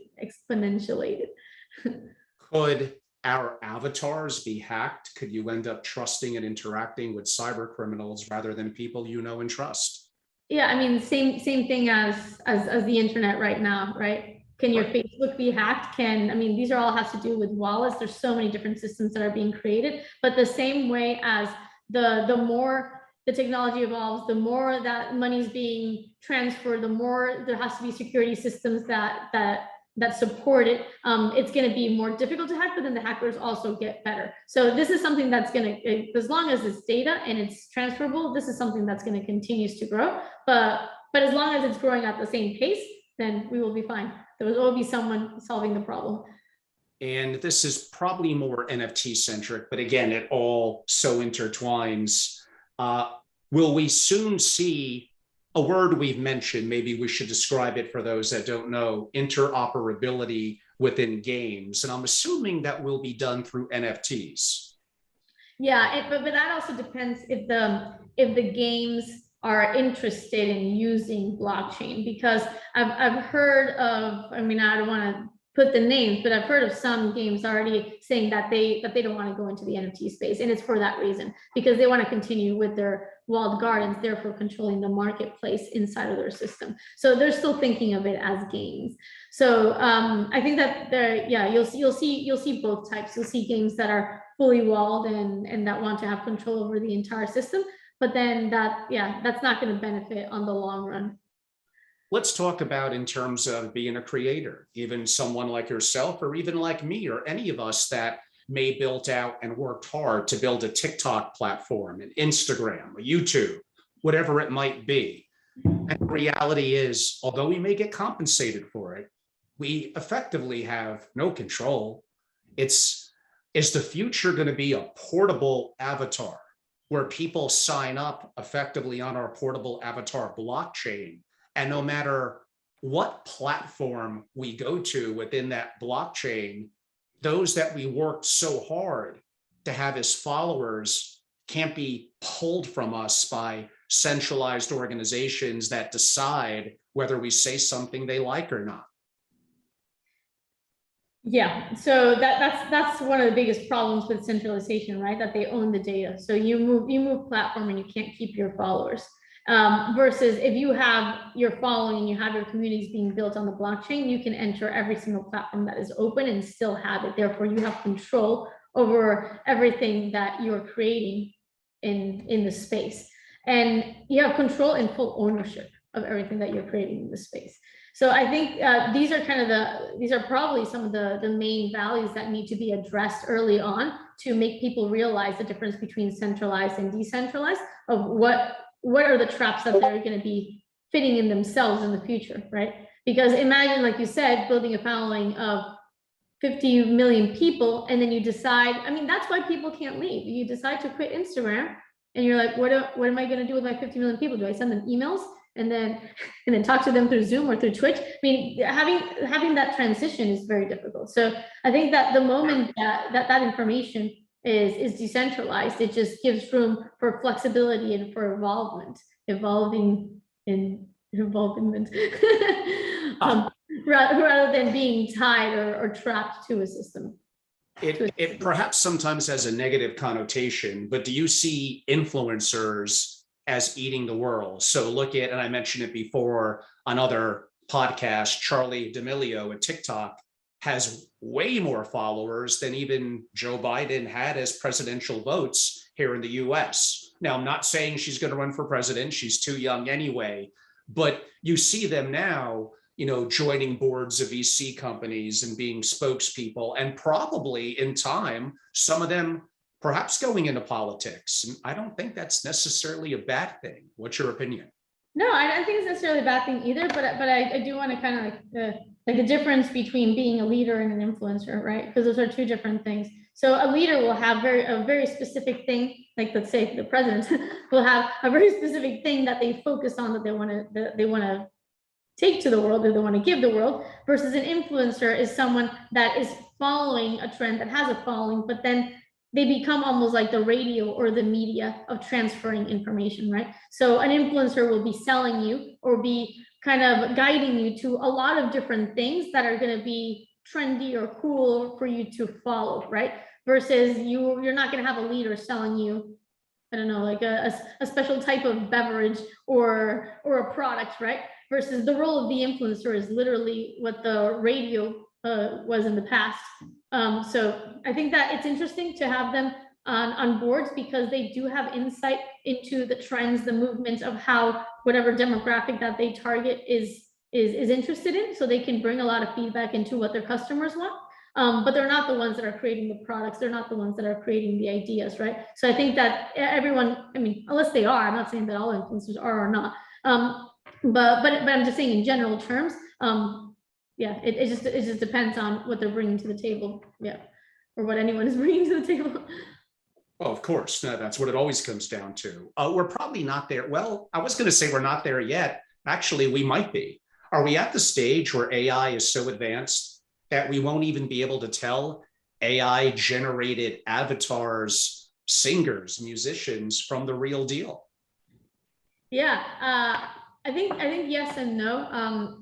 There are some, I mean, in terms of like virtual singers, like I don't know if you follow like Michaela or whatever that, like there's a couple of like Japanese ones that have like huge followers, like millions of followers, right? And there are these virtual identities that have huge followings that throw concerts. I mean, even Hatsune Miku does like a projected like virtual projection, like projection mapping concerts in Japan, and it's incredibly successful. But there's still humans behind it, right? There's still humans curating the information that goes behind it. I think that in terms of generating content and the easiness of singing, I mean, in general terms, yes, you could have something that is similar, better in different ways to what a person could bring. What a lot of people say in the industry is that they're more consistent. Like you don't have to bother with the ego of a person. It's like, yeah, but then if everything is an AI avatar, then who's connecting to them? You know, is it going to end up being just avatars with avatars, and then human beings will do their own thing? Because again, it's all about what are you connecting to. So I think that the curation of that content to make it identify and connect with the audience is something that humans are still doing and will probably do for a long time. But in terms of optimizing and creating larger amount of content or more diversified content, or the way that they target, et cetera, could be beneficial through AI, then definitely. Where it's going to go, yeah, who knows? It's interesting. I mean, I'll go back to something that I said earlier because I think it's important to sink into the audience. I mean, we cover many of these subjects, from crypto and tokens to NFTs, today the metaverse, DeFi, staking, stable coins, etc. But they practically all intertwine. Sometimes you look at the creator economy in Web3 or NFTs, and your definition broadly to the audience is very narrow. You're not seeing the bigger picture of how they intertwine. Look at what we discussed today with Web3, with blockchain, with NFTs, with the metaverse. They all, and then the monetary system, the tokens in that. So that also takes in now cryptocurrencies and tokens. They all intertwine. And that's where I get a little frustrated when those that are maybe more ignorant and less educated, not because they don't have the intelligence, they just don't want to. They get so anchored in their opinion. What is this? It has no intrinsic value. Well, you're talking about something like the use of money, like arguably Bitcoin. You're not looking at the bigger picture of what I call the digital asset ecosystem, and how you're probably looking at a once in a lifetime change and asymmetrical opportunity, and you're going to miss it. And some of you that are in a family office are probably not going to be there if you miss that much of this opportunity. And some of the things that I said earlier about with inflation and billionaires and above, I think at least in time being created. I mean, this is such an exciting ecosystem that you sometimes feel frozen, that it's so much information that you've got to take in, but you have to make a decision, sometimes with incomplete information. And like poker, adapt as you go along. But doing nothing and just waiting on a sideline, to me, maybe you're all making the right call doing that, and I'm the idiot in the room, which I've been before. But just look at you can only, if you don't use leverage, you can only lose what you put in. If you're putting in 1 to 3% and the asymmetrical opportunity is 20 to 100x, I just don't see where that may not be a good strategic decision. But again, you have to think for yourself. You have to make your own decisions. As we're beginning to wrap it up, I did think of something. It's probably going to get me in a little bit of trouble. Let's think how I could phrase this. I'd like to tie in dreams that we have, which are so powerful, coupled with psychedelics, coupled, yeah, like we're going to get in trouble now.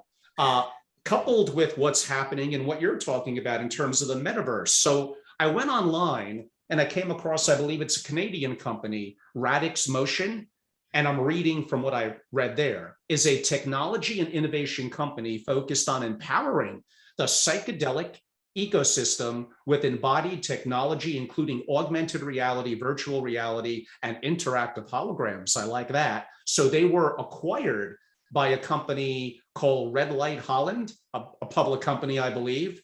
So the future is the intersection of machine-human interface psychedelics in the metaverse. Am I crazy? I probably am. No, you're not crazy. But yeah, yeah, I would say that I'll talk about the metaphysical afterwards, but in terms of in terms of the companies per se, the reason why they're doing this is because immersive experiences in general help I guess like alleviate people in a safe environment. So let's say that if you're doing a psychedelic experience, and again, like if I'm doing a psychedelic experience, I'd rather be in real nature and be completely disconnected from anything that's computer oriented or even people. But let's say that in a space like this, they want to have a controlled environment, right? That is, whether it's replicating nature or it's different colors or different sounds or different forms that helps enhance the experience, then that's where the AR, VR is coming into play. This is just like such a interesting question. It can go deep in so many different ways. But in terms of how I think that those two are actually going to connect, oh man. So dreams are recollections of memories that are being interpreted by our subconscious, right? In ways that we haven't connected them before. So all the information that we see in some way has been sensed, because senses are data, right? Everything that you see, that you hear, that you smell, that you listen to, like all of this is data that is being interpreted. You can feel something and imagine something with it. You can smell something, imagine something with it, etc. So what happens in your dreams is that all that data doesn't have an output. It's all inside of your head. It's not trying to tell you, it's not coming, it's all the information that's already trapped inside of your head. And now it's just reorganizing it and visualizing in a different manner. So dreams are super interesting. And I mean, and from a very spiritual perspective, because I am like, I do also I've had a lot of lucid dreams where you can connect with spaces that aren't necessarily in the physical world. So they're not just in your head. There's a lot of things that become openings or channels to something bigger than that. Psychedelics become the entryway for you, or almost like the tools to release yourself from your mind.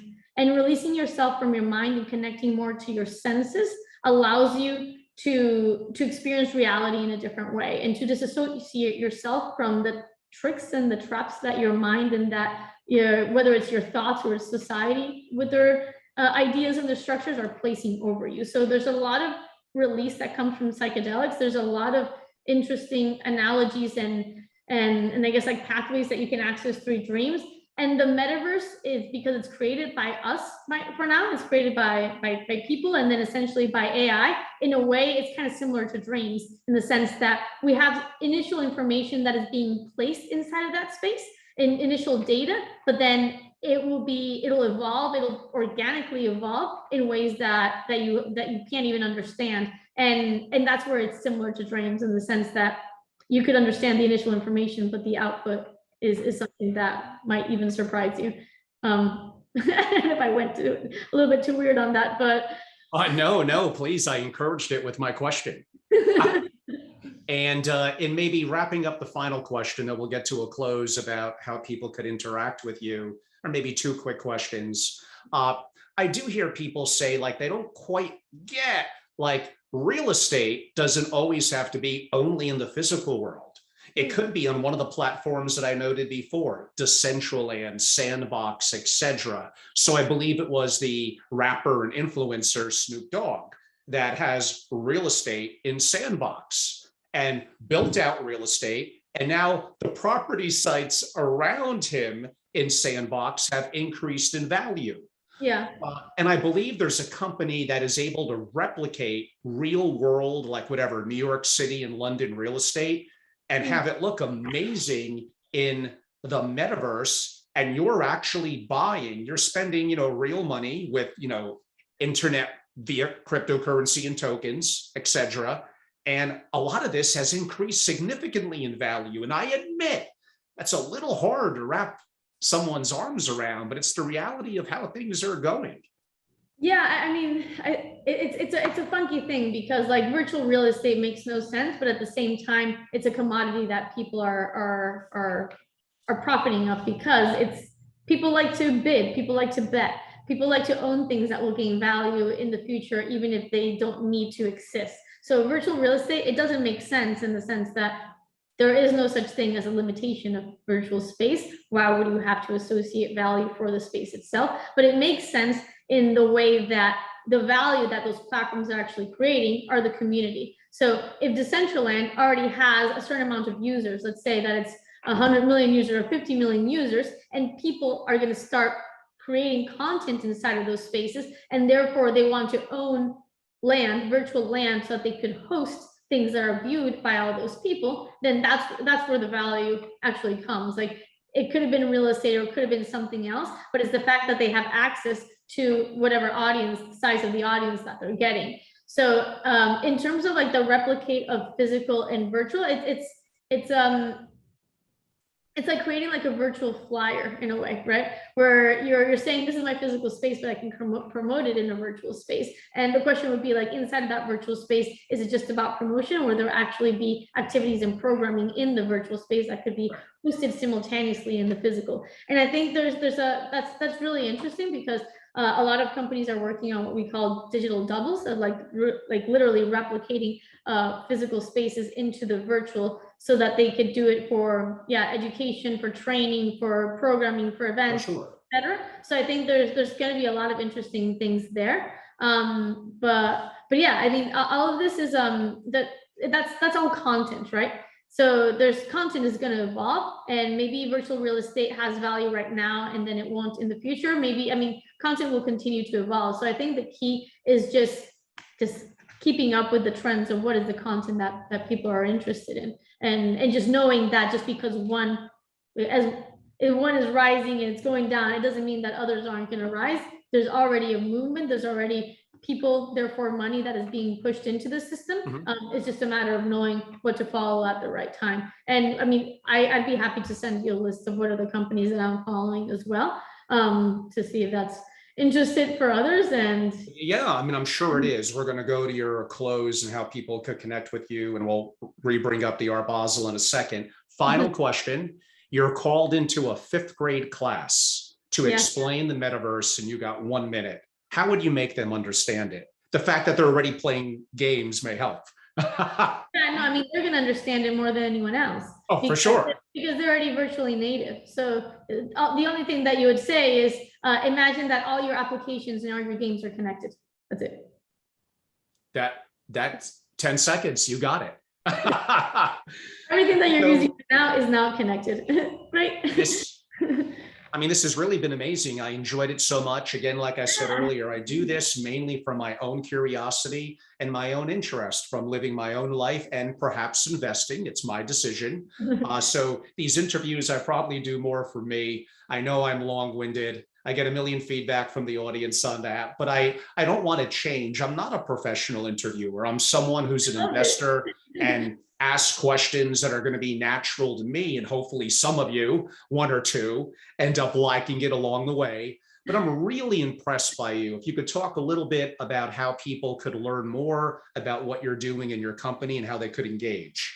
Yeah, I mean, this is where we started the company. So Edward is my co-founder. We started the company mid this year. It came from like the culmination of all the work that I've been doing the past 20 years through my architectural and virtual design background.